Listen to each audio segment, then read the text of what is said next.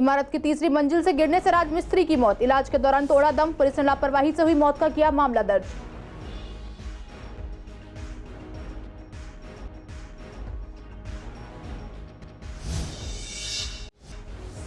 सार्वजनिक शौचालय में शव मिलने से मचा हड़कंप, अधिक नशा करने से गई जान। पुलिस ने किया हत्या की बात से इनकार।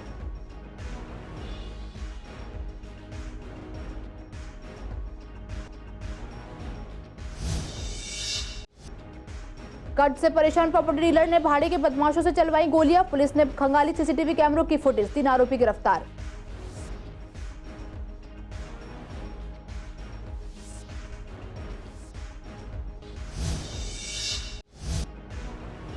एक बार फिर सस्ती हुई सब्जियां और सस्ती होने के आसार, आम जनता के लिए राहत।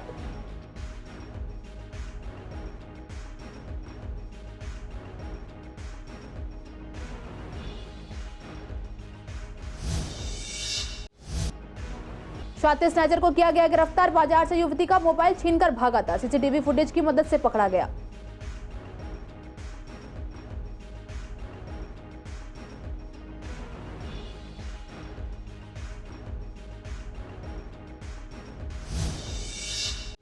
नमस्कार, आप देख रहे हैं सीसीएन लाइव। मैं हूं आपके साथ काजल चौधरी। स्वागत है आपका हमारे खास कार्यक्रम पूर्वी दिल्ली खास में। कुछ खास खबरों के साथ करेंगे बुलेटिन की शुरुआत। पूर्वी दिल्ली के ओल्ड कोंडली इलाके में एक दर्दनाक हादसा हो गया। यहां काम के दौरान एक इमारत की तीसरी मंजिल से कथित तौर पर गिरने से 55 वर्षीय एक राजमिस्त्री की मौत हो गई। पुलिस को लाल बहादुर शास्त्री अस्पताल से एक घायल व्यक्ति के बारे में सूचना मिली थी। पुलिस मौके पर पहुंची और देखा कि गाजीपुर गांव का निवासी सुरेंद्र सिंह घायल अवस्था में भर्ती है। इस दौरान पूछताछ से पता चला कि सुरेंद्र सिंह राजमिस्त्री था और पुरानी कोंडली में एक निर्माण स्थल पर काम कर रहा था। काम करने के दौरान भी वह तीसरी मंजिल से गिर गया। इसके बाद मकान मालिक इंद्रपाल सिंह ने उसे अस्पताल में भर्ती कराया। पुलिस ने बताया कि सुरेंद्र सिंह ने अस्पताल में इलाज के दौरान दम तोड़ दिया।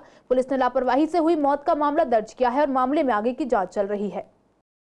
पूर्वी दिल्ली के फर्श बाजार इलाके में सार्वजनिक शौचालय में शव मिलने से हड़कंप मच गया। मृतक की पहचान अब्दुल के रूप में हुई है। शुरुआती जांच में पुलिस का कहना है कि अधिक नशा करने के चलते युवक की जान चली गई है। पुलिस ने शव को कब्जे में लेकर पोस्टमार्टम के लिए भेज दिया है। जिला पुलिस उपायुक्त रोहित मीणा ने बताया कि मंगलवार शाम को पुलिस सूचना मिली थी कि कृष्णा नगर मेट्रो स्टेशन के पास सार्वजनिक शौचालय का गेट अंदर से बंद किया हुआ है, कोई खोल नहीं रहा है। पुलिस मौके पर पहुंची और दरवाजा तोड़ा तो युवक का शव पड़ा हुआ था। शरीर पर चोट के निशान नहीं थे। जांच में पता चला कि युवक न्यू संजय अमर कॉलोनी में रहता था और नशे का आदी था। पुलिस ने हत्या की बात से इनकार किया है। शारदा डिस्ट्रिक्ट के फर्श बाजार पुलिस स्टेशन में कल देर शाम पुलिस को सूचना मिली कि एक शौचालय के अंदर व्यक्ति है, वो गेट नहीं खोल रहा है और इस वक्त हम थाने के बाहर खड़े हैं और आपको बता दें कि मृतक की पहचान अब्दुल के रूप में हुई है। शुरुआत जांच में पुलिस का कहना है कि अधिक नशा करने के चलते युवक की जान चली गई। फिलहाल पुलिस ने जो है शव को कब्जे में लेकर पोस्टमार्टम के लिए भेज दिया है। आपको बता दें कि शरीर पर कोई भी निशान नहीं नज़र आए और पुलिस जो है आगे की जांच भी कर रही है। वीडियो जर्नलिस्ट अतुल भारद्वाज के साथ मोहित शर्मा, सीसीएन लाइव, दिल्ली। मुस्तफाबाद इलाके में प्रॉपर्टी डीलर ने कर्ज से परेशान होकर भाड़े के बदमाशों से खुद के घर पर गोलियां चलवाई। दयालपुर थाना पुलिस ने वारदात को सुलझाते हुए डीलर के भाई समेत 3 आरोपितों को गिरफ्तार किया है। आरोपितों की पहचान डीलर के भाई आमिर अंसारी, इसके दोस्त शाहिद अंसारी और भाड़े के बदमाश अनस के रूप में हुई है। पुलिस ने इसके पास से वारदात में इस्तेमाल पिस्टल, एक कारतूस और स्कूटी बरामद की है। पुलिस मुख्य आरोपी डीलर मोहम्मद जरीफ अंसारी की तलाश में छापेमारी कर रही है। जिला पुलिस उपायुक्त डॉक्टर जॉय एंटरकी ने बताया कि मुस्तफाबाद की गली नंबर 5 में 26 अगस्त की रात को एक मकान के बाहर गोलियां चलने की सूचना मिली थी। सूचना मिलते ही पुलिस मौके पर पहुंची, जहां शिकायतकर्ता जरीफ अंसारी का बेटा हारून मिला। उसने पुलिस को बताया कि रात 11:30 बजे वह घर पर था। उसी दौरान घर के बाहर गोलियां चलने की आवाज सुनाई दी। उसने घर के बाहर देखा तो हेलमेट लगाए हुए बदमाश गोलियां चला रहा था।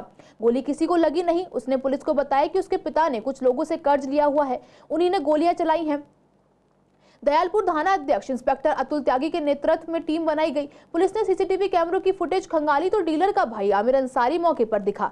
शक के आधार पर पुलिस ने 8 सितंबर को उसे हिरासत में लेकर पूछताछ की तो उसने अपना गुनाह कबूल कर लिया और पुलिस की पूछताछ में बताया कि उसने अपने भाई के कहने पर वारदात करवाई है और अनस को गोली चलाने के लिए रुपए दिए थे। सब्जियां एक बार फिर से अपनी सामान्य दामों पर आ गई हैं। ऐसे में लोगों को काफी राहत मिल रही है। वहीं लोगों का कहना है कि सब्जियां सस्ती तो हुई हैं, लेकिन कुछ दुकानदार अभी भी महंगी ही बेच रहे हैं, जो कि और सस्ती होनी चाहिए। वहीं सब्जी वाले भी मानते हैं कि सब्जियां काफी सस्ती हो चुकी हैं और अगर बरसात ना हुई तो और सब्जियां और भी सस्ती हो सकती हैं। आपको बता दें कि कुछ समय पहले सब्जियां बहुत महंगी हो गई थी, जिससे आम जनता काफी परेशान थी। आज जब हमने सब्जी मंडी का जायजा लिया तो वहां सब्जियों के दाम कुछ इस तरह थे। घिया 30 रुपए किलो, फूल गोभी 60, टमाटर 30 से 40, भिंडी 30 से 40, बैंगन 40 से 50, मूली 30 से 40, शिमला मिर्च 60, बीन्स 100 से 120, अदरक 100 से 120, तोरी 30, प्याज 30 से 40 और आलू 220 से 30 रुपए किलो बिक रहा था। हाँ, पहले बहुत महंगा था, अब तो सही रेट में है टमाटर। पहले तो 250 बिक गया, 250, 200, 250, 200 बिक गया। ज़्यादा खरीद रहे हैं, अब तो खरीदारी ज़्यादा हो रही है। सारी सब्जियाँ सस्ती ही हैं अभी तो। पहले बहुत महंगे थे, अब तो सब रेट सही है। पहले तो महंगी लगती थी और अब सस्ती हो गई है। जैसे कि घिया हो गया, जैसे भिंडी हो गई, थोड़ी आलू हुए हैं, ये सब्जी है। टमाटर भी, हाँ, टमाटर के रेट भी गिर गया है। काफ़ी फ़र्क आ गया, देख लो ना आप। 150 रुपये किलो थे, कहाँ 30-40 रुपये किलो हो गई। हाँ जी, अब तो टमाटर बहुत खरीद रहे हैं। वैसे तो सही है, देखा जाए तो और हो जाए तो और बढ़िया है। सब्जी पहले से तो राहत मिली है। पहले टमाटर 200 रुपये किलो था, अब 30 रुपये किलो टमाटर है। नहीं, और सब्जियों में गिरा जाए, भिंडी है, गोभी है, गोभी में कम हुए। अब गोभी आज भी पत्ता गोभी है, वो फूल गोभी 80 रुपये किलो है। हाँ, पहले 150 में थी, पत्ता गोभी 50-60 रुपये है, अब 30-40 रुपये किलो है। सारा बजट ही बिगड़ गया मैडम जी। लॉकडाउन में, इसमें कोरोना में सब लॉकडाउन सब खराब हो गया। यहाँ तो ना काम के रहे ना धंधे करे, जो काम धंधा था वो भी चौपट हो गया। हाँ, थोड़ी और होनी चाहिए राहत। हाँ, तो इतना फर्क थोड़ी रहना चाहिए। 20 रुपए 1 किलो पे खाए वो बहुत होते हैं। ये थोड़ी है 1 किलो पे तुम 100 रुपए खा रहे हो। बिल्कुल होनी चाहिए। बजट बिगड़ जाता है, महीने का जो बजट आता है, सैलरी आती है, वो सारी बिगड़ जाती है। पहले क्या क्या महंगा लगता था? पहले तो टमाटर, गोभी, मटर, शिमला मिर्च, लेकिन ये होती नहीं थी, कर देते थे ये लोग। बराबर चल रहे, नहीं कम है नहीं ज़्यादा, 30-40 साल बढ़ने वाला। नासिक की जगह अब देसी वाली आ गई। इस चक्कर में जो मद्दा हो गया, समझ लो गोभी महंगी है और हरी सब्जी मद्दी है। 40-50 रेट चल रहा है। नॉर्मल 80 रुपये 60 रुपये चला था। हाँ, सब्जी हवाई है, सब्जी 40 रुपये तुरई बिक रही है, 40 भिंडी बिक रही है, 40 लौकी बिक रही है। ये रेट चल रहा है। शिमला मिर्च जो है महंगी हो रही है, शिमला सही हो रही है। शाहदरा जिला के जगतपुरी थाना पुलिस की टीम ने युवती का मोबाइल स्नैचिंग में शामिल एक शातिर स्नैचर को गिरफ्तार किया है। गिरफ्तार आरोपी के पास से वारदात में इस्तेमाल मोटरसाइकिल बरामद हुई है। शाहदरा जिले के डीसीपी डॉक्टर रोहित मीणा ने बताया कि गिरफ्तार आरोपी की पहचान गीता कॉलोनी के रानी गार्डन निवासी अभिषेक शर्मा के तौर पर हुई है। डीसीपी ने बताया कि 3 सितंबर को जगतपुरी थाना क्षेत्र अंतर्गत सोमवार बाजार में जा रही एक युवती का 2 बाइक सवार बदमाशों ने मोबाइल फोन छीन लिया था। पीड़िता की शिकायत पर मुकदमा दर्ज कर थाना जगतपुरी ने जांच शुरू की। पुलिस ने घटनास्थल से सीसीटीवी फुटेज की जांच की और कई सीसीटीवी की विश्लेषण के बाद उन्होंने स्नैचर को पहचान कर आरोपी अभिषेक शर्मा को गिरफ्तार कर लिया। पूछताछ के दौरान आरोपी अभिषेक शर्मा ने खुलासा किया कि उसने अपने साथी अजरुद्दीन के साथ मिलकर अपराध किया था। यूं तो पूर्वी दिल्ली के इलाकों को समय समय पर संवारा और सजाया जाता है, लेकिन कुछ ऐसी चीजें हैं जिन पर बातें तो होती हैं, लेकिन सुधार करने की बजाय इन जगहों को बंद कर देना ज्यादा आसान समझा जाता है। बात करें अगर पूर्वी दिल्ली में बने सबवों की, तो यहाँ इन सबवों की हालत बेहद खराब है। इन सबवे का निर्माण किया जाता है ताकि लोगों को सड़क पार करने में होने वाले हादसों से बचाया जा सके, लेकिन जब ये रास्ते दुरुस्त नहीं होते तो लोग रास्तों के बीच सड़क से पार करते हैं, जो कि कहीं ना कहीं हादसों का कारण बनते हैं। कुछ दिन पहले बंद होगा है, पहले इसमें गार्ड रहा करा एक। अब पता नहीं वो छुट्टी कर दे किसी के। कोरोना पिछले साल कोरोना में। हाँ, शाम को यहाँ खूब पीने वाले सब ऐसे घूमते रहे। अब तो पुलिस वाले खड़े लगे, बैरिकेड लगा गए। अब सेफ्टी हो लगी थोड़ी सी। तो कोई गार्ड वगैरह मौजूद नहीं है? नहीं, पहले हाँ गार्ड, अब यहाँ से चला गया वो। हाँ, साफ सफाई तो जरूरी है। वैसे तो झाड़ू पाड़ू तो लगा है, वैसे ही यहाँ लगी थी झाड़ू। नहीं, गंदगी नहीं है, सफाई किया है। 3-4-8 दिन हो गया, सफाई हो गया है। हाँ, लोग इस्तेमाल करते हैं इसको, नहीं करते? अब अभी तो बंद है दरवाज़ा, इस्तेमाल करेंगे, साफ़ सुथरा हो जाएगा। तो मेरे को अभी 1 महीना हुआ आए हुए, तब देखना गंदगी थी, उसके बाद हम साफ़ सफाई किया, अब चालू करेगा। लाइट तो रास्ता का जलता है ना, अंदर पता नहीं मैडम। तो इस्तेमाल करने के लिए रखा तो इस्तेमाल करना चाहिए। सब बेके तो बेकार है। जब ताला लगा है वो इसमें किया, लड़के वो घूमते हैं, वो सब रहेगी। कोई जाता ही नहीं है वैसा आदमी, तो वही लोग जाते। पहले तो गार्ड देता था यहाँ पे। हाँ, लाइट क्यों नहीं, मीटर फीटर सब वही लेगे। ये जलती है, अब नहीं जलती है। अब कौन करेगा सुधार? गवर्नमेंट करेगी जरूर। अब ये चालू होना चाहिए और ऐसे गार्ड रहे। और आनंद विहार पुलिस को एक पीसीआर कॉल प्राप्त हुई, जिसमें कॉलर ने बताया कि उसने कुछ नागरिकों की मदद से एक व्यक्ति को पकड़ा है, जिसने उसका मोबाइल फोन छीनने और विज्ञान विहार बस के पास भागने की कोशिश की थी। शिकायत मिलने पर आनंद विहार पुलिस स्टेशन में मामला दर्ज किया गया और जांच शुरू की गई। जांच के दौरान आरोपी मोहम्मद जीशान को पकड़ा गया, जिसने खुलासा किया कि उसने अपने साथी मन्नू दत्त की स्कूटी पर शिकायतकर्ता का मोबाइल फोन छीनने की कोशिश की। सह आरोपी मन्नू दत्त मौके से फरार हो गया। सह आरोपियों को पकड़ने के लिए टीम का गठन एसएचओ आनंद विहार की देखरेख में किया गया था।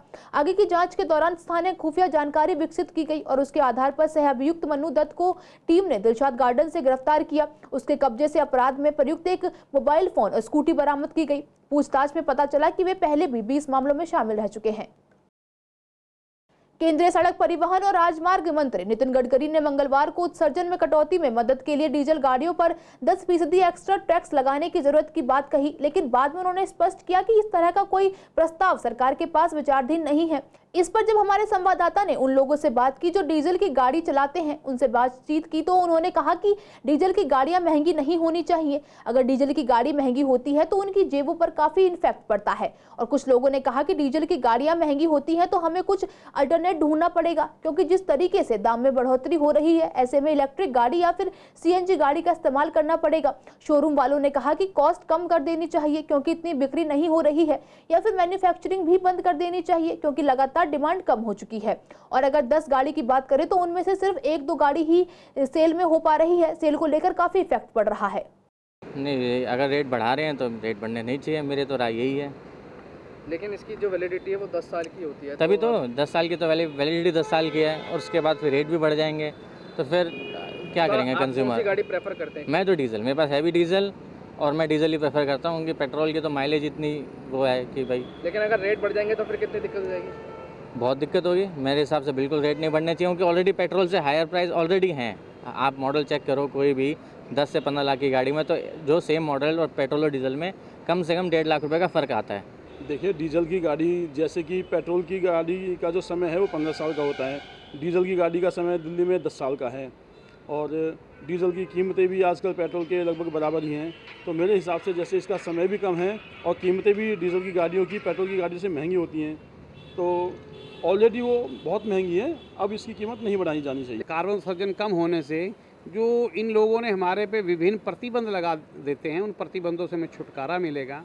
दूसरा, हम लोग और ग्रीन एनर्जी की ओर जाएंगे। जो हमें बहुत समय लग रहा है वो समय कम होगा, क्योंकि हमारे देश की लेबॉर्ट्रीज़ में, आईआईटीज़ में, आईसर में और संस्थानों में काम होगा, ताकि हम ग्रीन एनर्जी की ओर बढ़ सकें, ताकि हम जल्दी से जल्दी हमारे देश की जो कारें हैं ग्रीन एनर्जी पे चलें। देखो, डीजल की गाड़ी का रेट नहीं बढ़ना चाहिए। उसका कारण ये है कि डीजल की गाड़ी की लाइफ कम है। जब लाइफ कम कर दी तो उसका रेट भी ज़्यादा नहीं बढ़ाना चाहिए। अगर टैक्स फ्री करते हैं तो फिर तो बहुत घट गया। अगर टैक्स फ्री हो जाता है तो अगर एक डीजल की गाड़ी 12 लाख रुपए की आ रही है तो टैक्स फ्री कर देंगे तो शायद 1.5 लाख रुपए, तो वैसे ही माइनस हो जाएगी वो। तो बढ़ने चाहिए, नहीं बढ़ने चाहिए? तो अगर टैक्स फ्री करते हैं तो कोई दिक्कत नहीं है। रेट बढ़ेंगे तो ऑटोमेटिकली वो महंगी पड़ेगी, तो लोग लेना नापसंद करेंगे। हम तो चाहते हैं जिसकी लोग डीजल की गाड़ी जो है, इंजन जो माना जाता है वो बड़ा मजबूत होता है, तो आदमी फिर उसको लेने में हिचकिचाएगा। आ गई 2-3 साल से ये डीजल की जितनी भी गाड़ियाँ, जो 6 लाख की नई गाड़ी थी वो आज की डेट में 8 लाख से प्लस हो चुकी है। 2-2 लाख रुपए का कॉस्ट पहले ही बढ़ गई है। कस्टमर कहाँ से बियर करेगा? और डीजल गाड़ी में अब बहुत लोग कम जा रहे हैं, ज़्यादा पेट्रोल ही प्रेफर कर रहे हैं। डीजल की तो इनको कॉस्ट रिड्यूस करनी चाहिए, क्योंकि आज देखो आप डीजल और पेट्रोल के प्राइसेस में फ़र्क ज़्यादा नहीं रहा, लेकिन डीजल की मेंटेनेंस ज़्यादा है, तो कॉस्ट तो बिल्कुल ही नहीं बढ़ानी चाहिए। इससे हम लोगों का बिज़नेस ही बहुत स्लो हो गया है। तो डीजल की गाड़ियाँ महंगी हैं, टाइम मिली है चलाने के लिए। आप कोई भी मेट्रोपॉलिटन सिटी उठा के देख लो, हर जगह 10 साल है, तो कस्टमर भी ये प्रेफर कर रहे हैं कि हम गाड़ियाँ पेट्रोल की लेंगे। तो डीजल की गाड़ियाँ सब बिकनी बंद हो गई हैं। प्रीमियम सेगमेंट पे आप चले जाओ, BMW, मर्सिडीज़, ऑडी, इनकी जो सेल पहले डीजल की थी वो आज की डेट में नहीं है। और अब सारी गाड़ियाँ, सारी कंपनीज पेट्रोल की गाड़ियाँ ज़्यादा बना रही हैं, डिमांड भी उन्हीं की आ रही है। बहुत कम हो रही है सर, मेरे हिसाब से हमारी गाड़ियाँ डीजल की बहुत कम बिक रही हैं। इनफैक्ट हम लोग खुद प्रेफर करें कि अदर स्टेट्स की गाड़ियाँ डीजल की लेके सेल करें।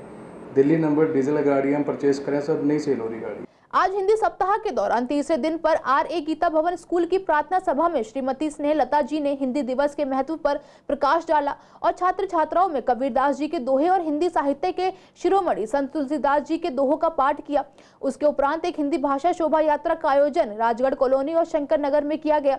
यात्रा का शुभारंभ गांधीनगर के विधायक माननीय श्री अनिल वाजपेयी जी के द्वारा हुआ। उनके साथ में विद्यालय के अध्यक्ष श्री नरेश अग्रवाल जी रहे। श्री अनिल कुमार वाजपेयी जी ने पूरी शोभा यात्रा के दौरान साथ भ्रमण कर छात्रों का उत्साह बढ़ाया।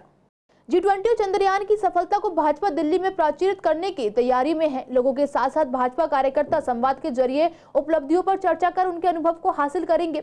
योजना है कि न केवल केंद्र सरकार के काम को जनता के बीच रखा जाए, बल्कि G20 के आयोजन को सफल बनाने में किस तरह से दिल्ली वासियों ने पुलिस को सहयोग किया, इस पर भी संवाद कार्यक्रम में जानकारी हासिल की जाए। इस पर श्याम सुंदर अग्रवाल ने कहा कि मैं लोगों से मिलता हूं तो लोगों का कहना है कि G20 हो या फिर चंद्रयान की सफलता को लेकर उनका अच्छा काम हो रहा है और लोगों से मैं पर्सनली भी मिल रहा हूं और लोगों के सुझाव भी ले रहा हूं।